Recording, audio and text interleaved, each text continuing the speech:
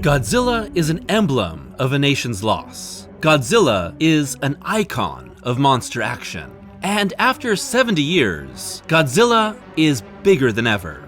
After being brought to atomic life by Ishiro Honda in 1954's Gojira, the King of the Monsters went through decades of evolution, changing from Japan's greatest fear to its strongest defender and everything in between. And in the midst of his longest dormancy in Japan, Godzilla was brought back to life by American studio Legendary Pictures for a cinematic universe. As we've discussed, Godzilla has evolved across 4 distinct periods: Showa, Heisei, Millennium, and Reiwa. But we've also explored Godzilla's exploits in the United States, becoming the centerpiece of the ever-expanding Monsterverse, which began in 2014 and whose lifespan has surpassed its original expectations, with a 5th film soon on the way. But this American reinvention of Godzilla would see its largest expansion yet at the end of 2023, not with a movie, but with a TV show. Apple TV Plus's Monarch: Legacy of Monsters. Here, we'll explore this newest addition to the Monsterverse, a decade-spanning globe-trotting adventure that seeks to fill in the gaps and expand the mythos left in the shadows by Legendary's Godzilla movies, all while telling a story of family and government secrets exposed in the wake of the King of the Monsters. This is Godzilla on the small screen, and the growing legacy of an American titan.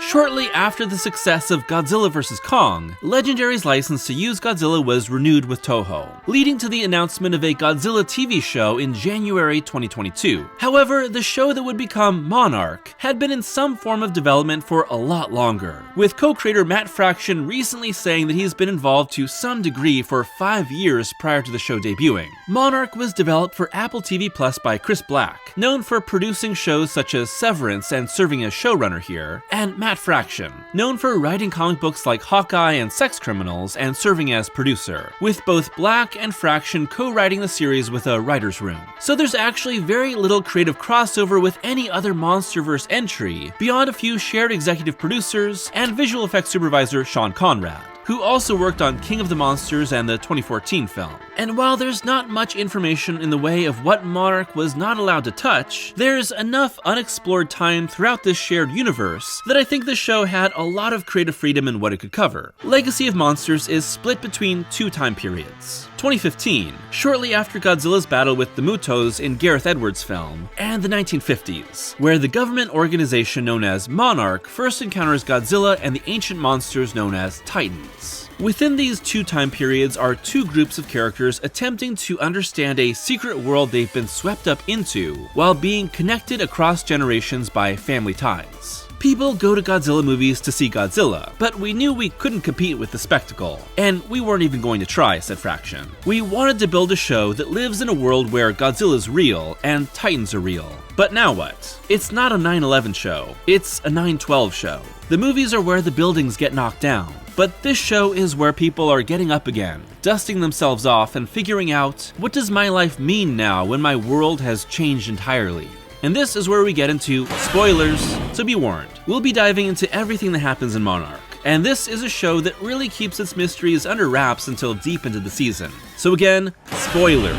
In 2015, Kate Randa, played by Anna Sawai, discovers that her recently deceased father had another family in Japan, including her half-brother Kentaro Randa, played by Ren Watabe. Not only that, but their father, Hiroshi Randa, works for Monarch, the secret monster-investigating government organization first introduced in the 2014 film, and was investigating titans around the world when he disappeared. Together, Kate and Kentaro, along with mysterious hacker Mei, lots of mysterious people in the show, played by Kirstie Clemens, follow Hiroshi's trail, which soon leads them to former Army Colonel Lee Shaw, played in the present by the GOAT, Kurt Russell. In the 50s, Shaw, scientist Keiko Miura, and cryptozoologist Bill Randa, played here by Wyatt Russell, Mari Yamamoto, and Anders Holm, encounter and document titans around the world, including Godzilla, and help found Monarch, only for tragedies over the decades to tear them apart. Beyond a little jumping around in time during its first episode, the show essentially moves linearly through both of its periods, tracking our present-day characters as they uncover more about Monarch and the Titans, which coincides with what is slowly revealed as we move through the 1950s. Some episodes split their runtime between these two time periods pretty evenly. Others are almost entirely set in one generation or the other. And I don't think I'm alone in thinking that our 1950s story and its characters are just so much more interesting than our present-day heroes. Partly, that's because the 1950s narrative is about big discoveries, momentous encounters with monsters, and three people trying to really change the world. It's also because Shaw, Keiko, and Randa are just more complex, less bickering people than our contemporary group. But this isn't really their story. This is Kate and Kentaro's story. Not just coming to understand the world of monsters, but understanding their secret lineage within Monarch, and its connection to the titans that shaped their family over the decades. Oh, and May is here too. No offense to Kiersey Clemens, but almost every show has that one secondary character whose side story is not interesting at all, and takes up too much time. That's May. I guess the question going into this show for most people would be, how much Godzilla is there? And the answer is, not much. Then again, the show is called Monarch, Legacy of Monsters, and not Godzilla, Legacy of Godzilla. Godzilla is the spark for so much of what happens throughout the narrative, and not really part of the main story, as our split timeline story takes place shortly after the 2015 events of the first Monsterverse Godzilla movie, and in the past shortly after the US military's first encounter with the King of the Monsters. So given that the show happens within the already established time periods defined by the movies, and stars characters that have never even been mentioned previously, it shouldn't be too surprising that nothing earth-shattering happens within these 10 episodes. So what is Monarch about? Well, to quote Fast and Furious, Rise of Skywalker, and just about every other modern franchise that's trying to keep its series alive, it's about family. Most specifically, it's about families being broken apart by circumstances beyond their control, with our monsters standing in as metaphors for natural disasters and family tragedies. But also because Hiroshi Randa is a piece of shit. According to Black, my personal rule was, it can't be a monster series. The worst version of this would be a sucky monster show. Agree to disagree. There's a recurring theme of children losing, either literally or metaphorically, their parental figures, and not fully understanding how the decisions of their parents have shaped the rest of their lives. This is Kate and Kentaro's story because both the audience and these characters learn about how the history of Monarch directly relates to who they are as people. And after them, this is Shaw's story, as he's the one character that fully links the past and the present. Despite problems with story or character, I think that every actor here is putting in really great performances. But Kurt and Wyatt Russell, father and son, steal the show playing young and old versions of Shaw. Kurt is one of my favorite actors, in no small part thanks to his work with John Carpenter, and he has a charisma and star power no one here can match. But it's Wyatt that gives the absolute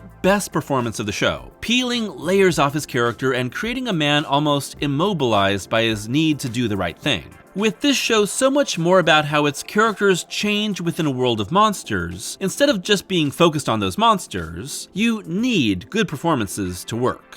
I mean, there's a part of me that thinks Godzilla should be in every scene, and whenever Godzilla isn't on screen, all the other characters should be saying, "Where's Godzilla?" But I think this show has much more possibility than that. Monarch, Legacy of Monsters is more interested in its main characters uncovering some sort of truth about the world, whether that's the existence of titans in the past, or the true motivations of Monarch or Shaw in the present. It's the type of show that devotes large portions of its episodes to characters breaking into abandoned rooms full of documents, and uncovering clues that lead to more clues. And if you're looking for a monster, they typically pop up just when our leads are about to find the answers they've been traveling around the world to find, throwing another wrench into their plans. Godzilla is the only Toho monster that appears here. Outside of Goji, there's the mother longlegs of Skull Island, the Mantleclaw, basically a crab, the super armored bug endoswarmers, the Frostbark, a heat-eating mole, the Brambleboar, it's like a boar, and the main villainous titan, the Ion Dragon, which menaces our heroes on multiple occasions. Outside of King of the Monsters, the Monsterverse has used its own new creatures due to Toho licensing demands and creative freedom, but I wish we could have seen a Monsterverse update on a classic here. Is it too hard to license Ebirah? Come on and show my lobster boy a little love. Monarch isn't the first time that Godzilla has had his own TV show. There's Zone Fighter from 1973, Godzilla Island from 1997, the animated Godzilla the Series from 1998, and Godzilla Singular Point from 2021. But these are very different takes on what a Godzilla TV series could be in the modern day. Monarch is very much in the vein of the modern prestige streaming limited series. Its concept and structure is more like Lost, while its family drama and budget is more like Stranger Things. But the real question is, where are the Godzilla influences within all of this? There are various nods to Toho's Godzilla history throughout. A little Monster Island here, a dash of Godzilla vs. Mothra there, but this is very much a Monsterverse story first. As such, Monarch is playing with the pre-existing confines of an established universe that's giving its own spin on another established universe. We're far enough removed from Toho's kaiju movies that you really shouldn't expect Hedorah or Xylians or Maser cannons to show up. But it would have been cool. Now that I think about it, having no expectations that any of these homages should show up actually makes Monarch a better show, and a lot friendlier for new viewers over diehard fans. That's a strange position to put your Godzilla show in after nearly a decade of Monsterverse movies, and it's both for better and for worse. On one hand, I'm so frickin' sick of every entry into an established franchise pointing at a character with a familiar name or hinting at some deep connection that only the most devoted fans would know, and expecting me to mark out and say, "I know what that is!" Monarch does very, very little of this besides mentioning Godzilla every so often, which, I mean, yeah, that's a pretty easy one. And given that this is on Apple TV+, a streaming service that screams, "I just got the kids down for bed, am somewhat dissatisfied with my career, and would really like to not think about things for an hour," making this for a broader audience makes sense. Uncle Randy doesn't want to know what Titanosaurus's motivation is. He just wants some light political intrigue for an evening. And well, hell yeah, I get it. On the other hand, we're a decade into the Monsterverse, and a new movie every 2 or 3 years isn't going to be enough to fully define what this world is. Getting a little more out there and a little more specific with what Monarch does or how the world is evolving would only make for a stronger take on Godzilla. But having this take place right after Godzilla 2014, the most boots on the ground happening in your own backyard movie in the Monsterverse, is a tell that this will be more about a recognizable world disrupted by kaiju than what the mammoth King of the Monsters or hyper-colored Godzilla vs. Kong showed. An element that seemingly everyone, both audiences and creators, can't seem to shut up about when talking about Godzilla movies is how interesting the human characters are that make up the story around the big monster battles. I think this is an issue that is almost always blown out of proportion by people that haven't spent enough time watching kaiju movies. Yes, there's examples of bad stories and boring or annoying characters that drag a movie down between the fights. But more often than not, I think these characters, ranging from everyday families to elite super soldiers, are really fun pieces of their movies. Godzilla doesn't talk. He doesn't socialize with other monsters, well, besides Anguirus, and he affects people through his presence and destruction, not ever knowing what they're going through. Let me watch a military recruit struggle to prove herself. I'm happy to sit with them and understand them more. The human element in a TV show, however, is a little different. This is close to 8 hours of story, with a budget that limits just how often a giant monster is going to actually be on screen. So we have to spend a lot of time with our characters. Kate struggles with PTSD after Godzilla's encounter with the military killed a school bus full of kids she was taking care of. Kentaro is surrounded by people that have lied to him for years. Shaw is seeking to reshape the world and avenge the death of Keiko. But like I said earlier, I'm just not all that compelled by Kate, Kentaro, and Mei. It doesn't help that the mystery that motivates them is way too opaque to be exciting. Despite Monarch being established in the previous films, we really don't get a solid understanding of who they are, how they operate, and what they really want in the present day until way deep into the season. We also really don't know who Hiroshi Randa is, or his relationship to his kids besides being a monster-obsessed bigamist. Yes, daddy issues are easy motivations to grasp, but what does that actually mean to Kate and Kentaro? How is present-day Shaw enacting his plan, and what are his end goals? It's all very poorly defined, and I often found myself thinking, did I miss something? Instead of, what are they hiding? Thankfully, Monarch has a very obviously big budget, still limited compared to the $200 million spent to make Godzilla vs. Kong, but big enough to afford impressive sets, strong cinematography, great visual effects for every monster, and an overall clear mark of quality that informs everything we see. The sense of scale and weight for a TV show is consistently impressive. A lot of the best moments of the series are when the show blows it out.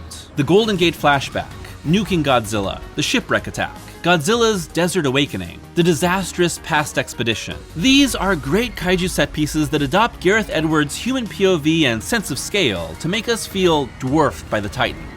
One of my favorite aspects of Monarch is the glimpses we get of the everyday world in the aftermath of Godzilla's battle in San Francisco. Not only is the Bay Area recovering from massive devastation, with the Golden Gate Bridge still a wreck and survivors in FEMA housing, but how people simply live has changed, with kaiju warnings, emergency bunkers, and paranoia about unexpected new monsters, shifting how normal life simply feels when the world you know is not what you think it is. There are a few chess pieces that get moved around the board here, linking Godzilla 2014 to the rest of the series, including Monarch going public, the origins of Apex technology, and a larger conspiracy involving the Hollow Earth. These developments help wrap together the disparate elements of the Monsterverse Godzilla and Kong movies into a more fully connected package. Given that each of these movies have their own tone, are typically separated by years in the timeline of their universe, and often drop characters and plot threads established in previous movies, they often feel less connected than you might expect. However, I don't think that's necessarily a bad thing, as these essentially let audiences pick which tone and approach they like the most, as every movie provides a new lens on kaiju action.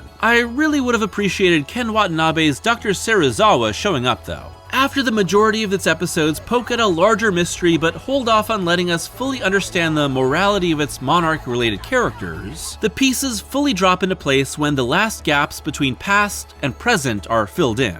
And this brings us to the final few episodes of Monarch, where all the secrets are revealed, all the motivations are laid bare, and our characters in both past and present fully move from the human world into the Titan one. So spoilers if you haven't finished Monarch yet. As our modern-day sibling duo works with Monarch to catch up to Shaw and his forces, we learn that what Kurt Russell's character actually wants is to completely seal off every entrance to the Hollow Earth, protecting the world from the threats that Godzilla is fighting. Not only that, but Shaw was part of the first expedition to this world within our world, motivated by the loss of Keiko, seen in the first episode, who was attacked by a Titan swarm when they first encountered a portal. But Shaw, Kate, and May are pulled into the Hollow Earth during a tunnel explosion, fighting for their lives and revealing Keiko to be unaged within this secret Axis Mundi.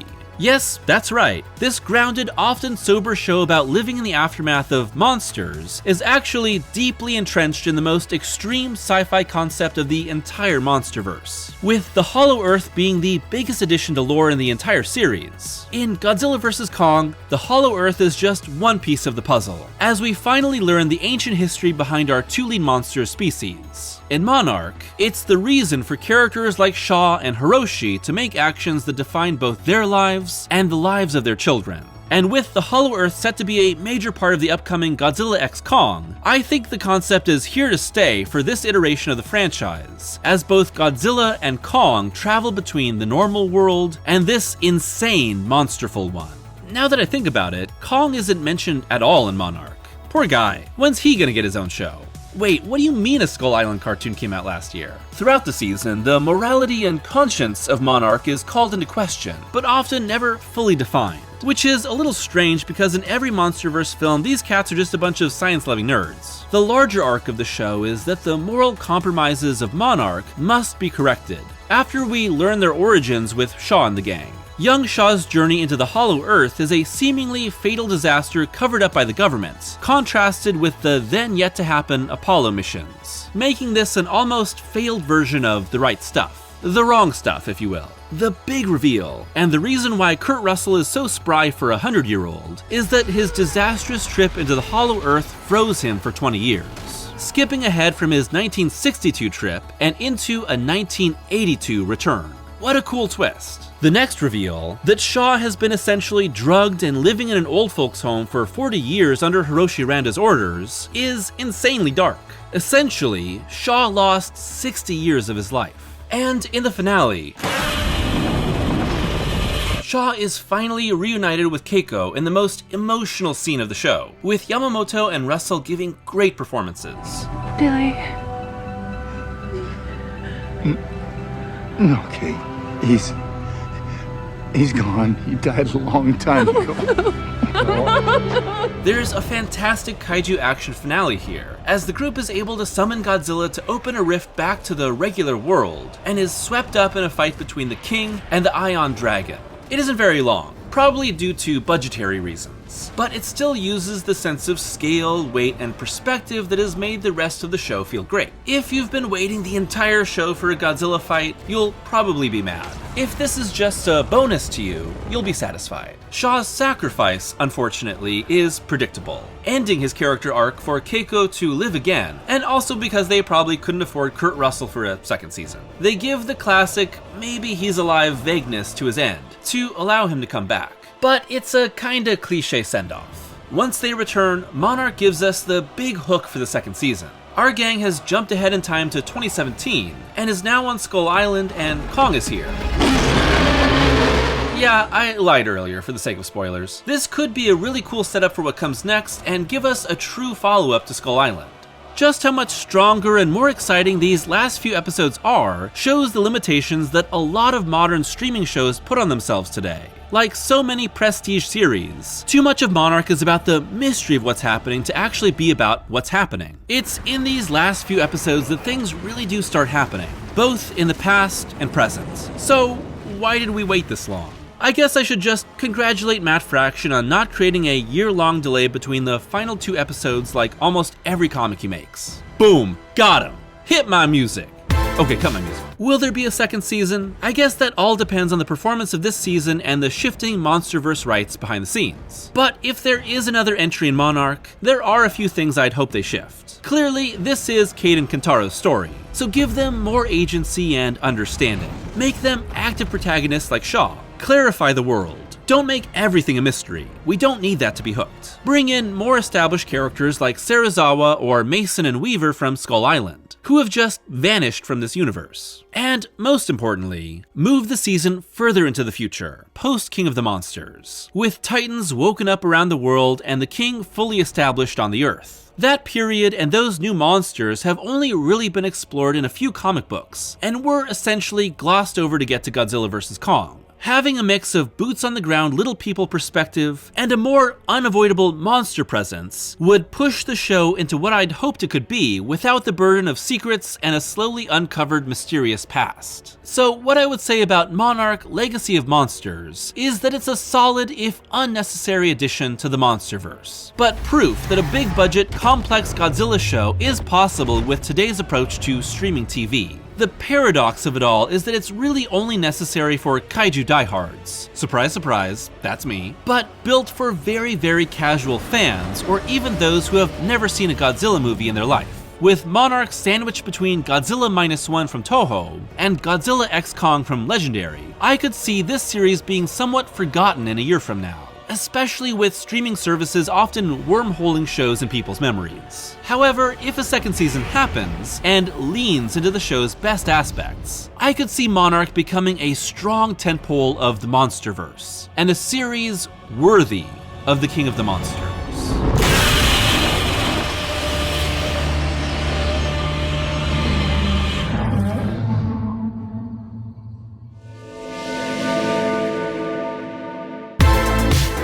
Thanks for watching today's video, and we're back to Godzilla. You know I couldn't pass up a video on Monarch, right? After doing videos on every era of Godzilla, and a video on the unmade movies of Godzilla, as well as a couple other ones on Godzilla comics, I absolutely couldn't pass up talking about Monarch.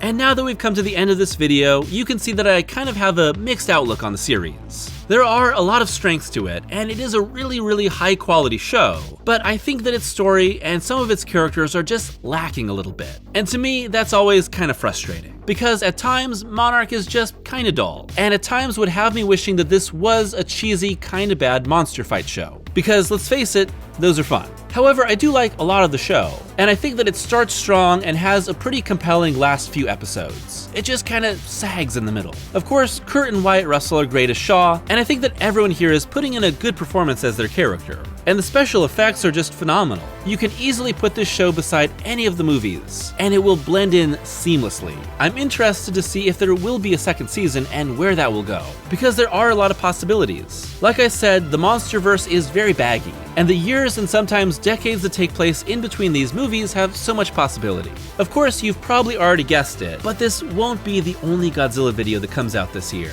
and you can probably guess what else is going to be covered in the coming months, with maybe a few surprises along the way. Monster movies are a pillar of the channel, and I wouldn't have it any other way. I'd like to hear your thoughts on Monarch: Legacy of Monsters, what you liked the most about it, what you didn't like, and what you would hope to see in a second season. As always, a huge thank you to my patrons for their continued support. And if you'd like to be a patron, it's only $1 a month for early access to every video and exclusive Patreon-only reviews. So until next time, I hope that you're taking care of yourselves, and all hail the king.